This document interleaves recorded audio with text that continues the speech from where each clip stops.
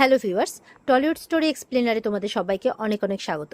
রাঙামাটি তীরন্দাজের আজকের পর্বে রিভিউতে যেটা দেখা যাচ্ছে যে বিহু আর রাঙামাটিকে সহ্য করতে পারছে না, তাই বলছে যে সবার মনে কি একটা প্রশ্ন আসছে না যে এই মহিলা এই মহিলার ক্ষেত্রে যেটা ঠিক করা হয়েছিল যে ইনি আমাদের বাড়িতে থাকবেন, থাকতে থাকতে ওনার যদি কিছু মনে পড়ে তবে ঠিক আছে, আর যদি না মনে পড়ে তাহলে উনি এখানে জাস্ট তো লিগ্যাল কেসের কথা বলছে আর কি, যে লিগ্যাল কেসটা যেটা হয়েছিল সেটাতে রাঙামাটি এই বাড়িতে আসা যাওয়া করবে, খাওয়া দাওয়া সব কিছুই করবে, কিন্তু এরকম করতে করতে ওর যখনই সবটা মনে পড়ে যাবে তখন সব কিছু ঠিক আছে যে উনি রাঙামাটি তীরন্দাজ, কিন্তু ওনার তো কোনো কিছু মনে পড়ছেই না। উল্টে উনি এখানে আমার আমার এই মানে শুটিং চ্যাম্পিয়নশিপ খেলানোর বাহানায় এখানে আমার মা হওয়ার চেষ্টা করছেন, এই বাড়িতে থেকেই যাচ্ছেন আর এই বাড়ির বউ হওয়ার মানে সুযোগ খুঁজছেন, মানে উনি যে এই বাড়ির বউ সেটা প্রমাণ করার চেষ্টা করছেন। তো এই ব্যাপারটা কি কেউ লক্ষ্য করেছো?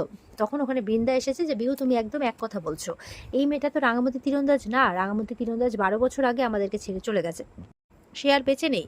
এই মেয়েটা নিজেও জানে সেটা, যে সে রাঙামাটি তীরন্দাজ না, তার কিছু মনেও পড়ছে না, সে তার যে মনে পড়ছে না সেটাও ভান করছে, সেটা তো তুমি বুঝতে পারছো। একলব্য একলব্য বলছে না না, এমনটা হতে পারে না, এমনটা হতে পারে না। একলব্য এই কথাটা সহ্য করতে পারছে না, কারণ রাঙামাটি ফিরে এসছে বলে একলব্য একটু ভালো আছে আর কি।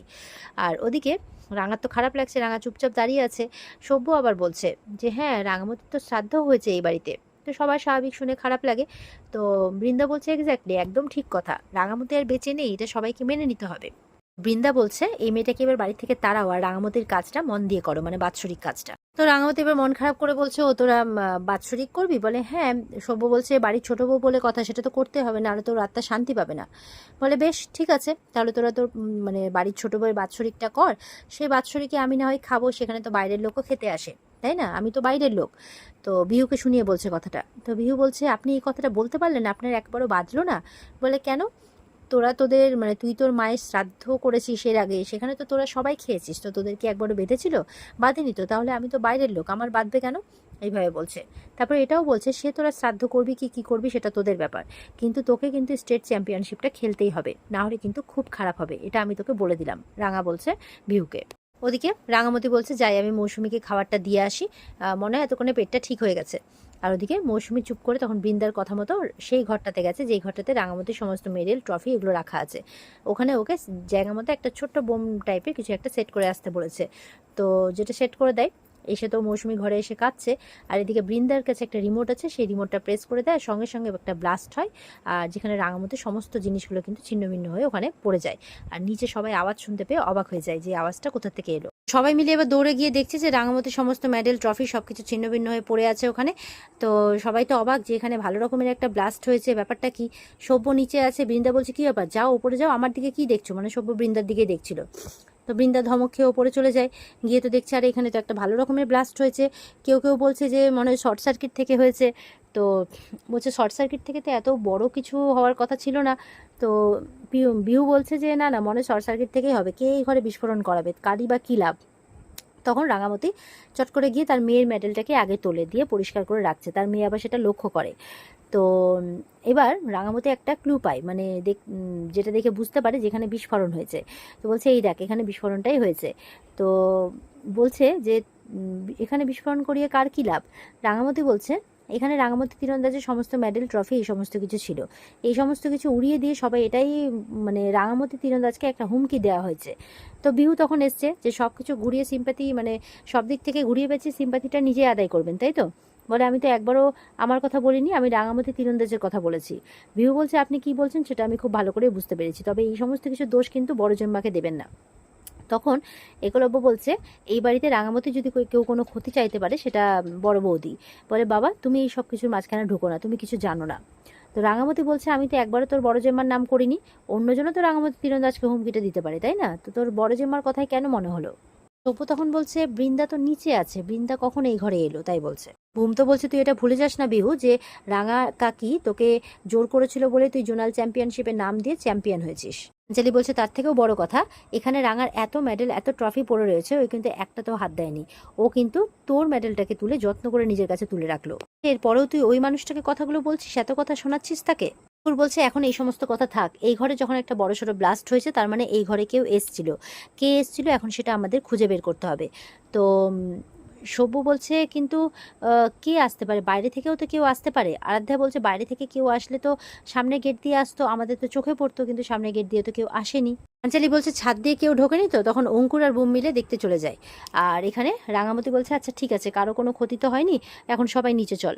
আর বিহুকে বলছে যে তুই যতই বল যে আমি রাঙামতির তীরন্দাজ নই, কিন্তু আমার মনে হচ্ছে যে আমি রাঙামতির তীরন্দাজ, আমি এই বাড়ির বউ।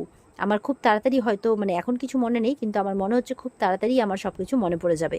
আর আমার যতদূর যা মনে হচ্ছে আমিই তোর মা। বলছে এটা আমি তোকে এমনি এমনি বলছি না, আমি নিশ্চিত হয়ে বলছি, কারণ এই বাড়িটাতে আসার পর থেকে আমার চোখের সামনে একটা হালকা হালকা ছবি ভেসে ওঠে। আর আমার কেন জানি না মনে হয় সেগুলো হয়তো আমার অতীতেরই ছবি, এই বাড়ির সাথে জড়িত, মানে তোদেরই ছবি হয়তো আমার মধ্যে আবছা আবছা ভেসে ওঠে। এই কথাটা শুনে একলব্য কিন্তু খুব খুশি হয়। রাঙামতিও যাওয়ার সময় একলব্যের দিকে তাকিয়ে যায়, আর পাঞ্চালীরাও বেশ খুশি হয়। নিচে যে ব্লাস্ট হয়েছে ততক্ষণে কিন্তু বৃন্দা ওই রাঙা মৌসুমীর জন্য যে খাবারটা নিয়ে যাবে সেই খাবারটা তো রেডি করা আছে, সেই খাবারে কিন্তু কিছু একটা মিলিয়ে দিয়েছে। এটার জন্য ও ব্লাস্টের উপরে করেছিল যে সবাই ওদিকে যাবে, এদিকেও খাবারটাতে কিছু মিলাতে পারবে। এবার রাঙামতি নিচে খাবারটা নিয়ে যাচ্ছে, তো পাঞ্চালী বলছে কোথায় যাচ্ছে, বলে মৌসুমীর জন্য খাবারটা নিয়ে যাচ্ছি। আর ওদিকে দেখা যাচ্ছে মৌসুমীর ঘরে বৃন্দা গেছে। বৃন্দা গিয়ে মৌসুমীকে বলছে কাজ হয়ে গেছে, খাবারেও মেশানো হয়ে গেছে, চিন্তা করো না, বড়সড় এমন কিছু হবে না, আর বাকিটা তুমি সামলে নিও। এই বলে ওদিকে রাঙা চলে এসছে। তো রাঙা আসাতে বৃন্দা চলে যায়। তো রাঙা বলছে মৌসুমীকে কি ব্যাপার, এই সময় বড় বৌদি তোর ঘরে কি করছে? তো এবার তো মৌসুমী খুব ভয় ভয়ে আছে।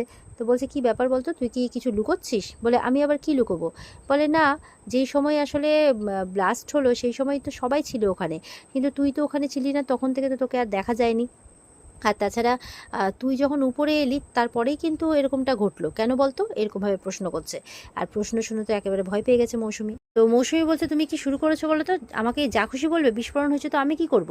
তো রাঙা বলছে কি আশ্চর্য কথা বলছিস, এত বড় একটা বোমা ফাটার মতো আওয়াজ হলো, তুই বেরিয়ে দেখবি না যে কোথা থেকে এলো, কিভাবে এলো? তো তখন একলব্য আসে যে কি হয়েছে। তো বলছে দেখো না কি আর হবে। তো উনি আমাকে বলছেন এই যে বিস্ফোরণটা যে হলো, আমিও আওয়াজ পেলাম, কি একটা ফাটার আওয়াজ এলো, তো আমি বাইরে গেলাম, দেখলাম তোমরা একটা ঘরে গল্প করছো, তো ভাবলাম তেমন কিছু হয়নি, আমারও শরীরটা ভালো না, আমি ঘরে চলে এলাম। তাই আমাকে বলছে যে এইসব কি করে হলো, আমি কি করে জানবো, আমি কি এসব বুঝি? তখন একলব্য বলছে রাঙামতি এরকমটা করো না, কারণ আমি ওকে চিনি, ও খুব শান্ত স্বভাবের মেয়ে, ও এইসব ঝুট ঝামেলার মধ্যে থাকা পছন্দ করে না। আর তাছাড়া ও আমার সাথে 12 বছর ধরে থেকেছে, তো মানে ও না থাকলে আমাকে কেউ সুস্থ করে তুলতে পারতো না, মানে আমি মরেই যেতাম, এরকমভাবে বলছে। রাঙা বলছে আমি ওইভাবে কথাটা বলতে যাইনি, আসলে উনি ওপরে ছিলেন তো, তাই কিছু দেখেছেন কিনা। তখন মৌসুমী বলছে তুমি বেশি তদন্ত করতে যেও না, কে বলতে পারে।